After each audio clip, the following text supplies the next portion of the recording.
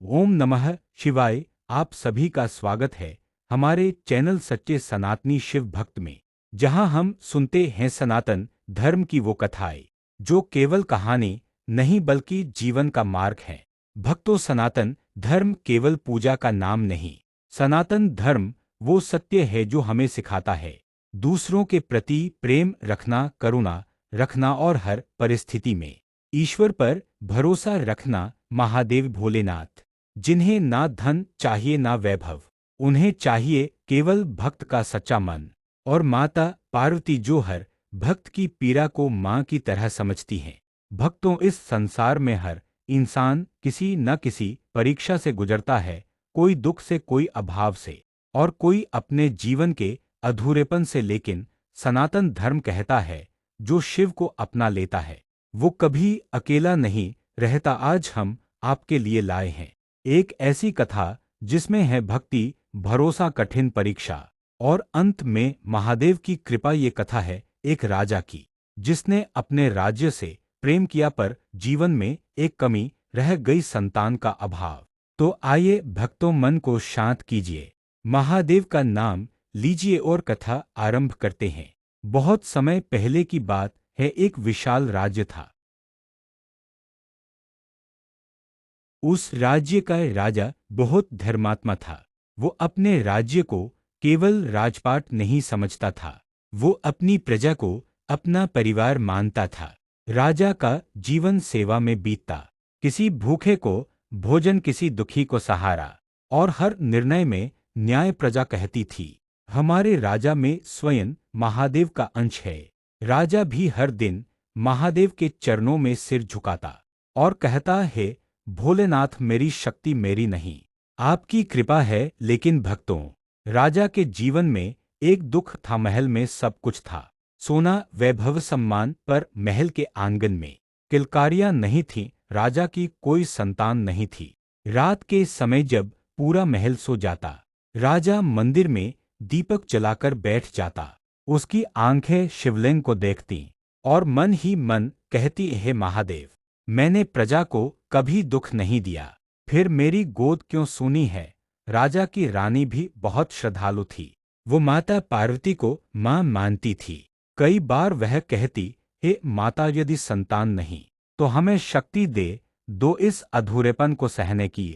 एक दिन राजा बहुत व्याकुल होकर मंदिर में बैठे थे, तभी वहां एक महात्मा आए। उन्होंने राजा की आंखों में छिपा दुख पढ़ लिया। महात्मा बोले, राजन, महादेव भक्त की पुकार अवश्य सुनते हैं आप सच्चे मन से। 16 सोमवार व्रत का संकल्प लीजिए। हर सोमवार शिवलिंग पर जल और बिल्वपत्र अर्पित कीजिए। भोलेनाथ कठिन परीक्षा लेंगे पर अंत में कृपा अवश्य करेंगे। भक्तों, एक दिन राजा ने निर्णय लिया। उसने कहा, अब मैं 16 सोमवार व्रत करूंगा और अपना दुख महादेव को समर्पित कर दूंगा। पहला सोमवार राजा ने प्रातः स्नान किया, शिव मंदिर पहुंचा, जल अर्पित किया, बिल्वपत्र चढ़ाया और बोला, हे महादेव, मैं मांगने नहीं आया, मैं बस आपके चरणों में अपना विश्वास रखने आया हूँ। दिन बीतते गए, राजा का व्रत चलता रहा। हर सोमवार वो उपवास करता, पूजा करता और बस एक नाम लेता, कठिन परीक्षा। भक्तों, महादेव अपने भक्तों की परीक्षा लेते हैं। एक दिन राज्य में संकट आ गया, सूखा पड़ गया, अन्न की कमी होने लगी, लोग भयभीत हो उठे। मंत्रियों ने कहा, राजन, अब व्रत छोड़ दीजिए, राज्य की चिंता कीजिए। राजा शांत रहा। उसने कहा, राज्य मेरा कर्तव्य है और महादेव मेरा भरोसा, मैं दोनों नहीं छोड़ सकता। राजा ने अपनी राजकोष की सारी संपत्ति प्रजा में बांट दी।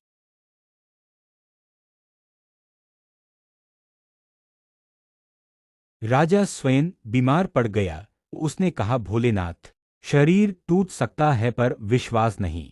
रानी मंदिर में रो पड़ी। उसने माता पार्वती से कहा, हे माँ, हमने प्रेम किया, सेवा की, भक्ति की, अब बस कृपा कर दो। उसी क्षण मंदिर की घंटियां स्वयं बज उठीं, जैसे माता ने सुन लिया हो। अंततः वह दिन आया, राजा मंदिर पहुंचा।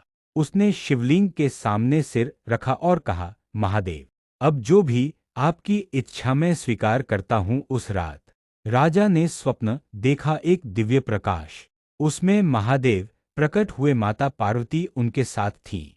महादेव बोले, राजन, तुमने सेवा नहीं छोड़ी, भक्ति नहीं छोड़ी, तुम्हारे जीवन में अब खुशियां आएंगी, तुम्हारा वंश आगे बढ़ेगा। कुछ महीनों बाद रानी मां बनने वाली थी। राजा की आंखों में आंसू थे। राजा ने कहा, ये संतान मेरी नहीं, ये महादेव की कृपा है।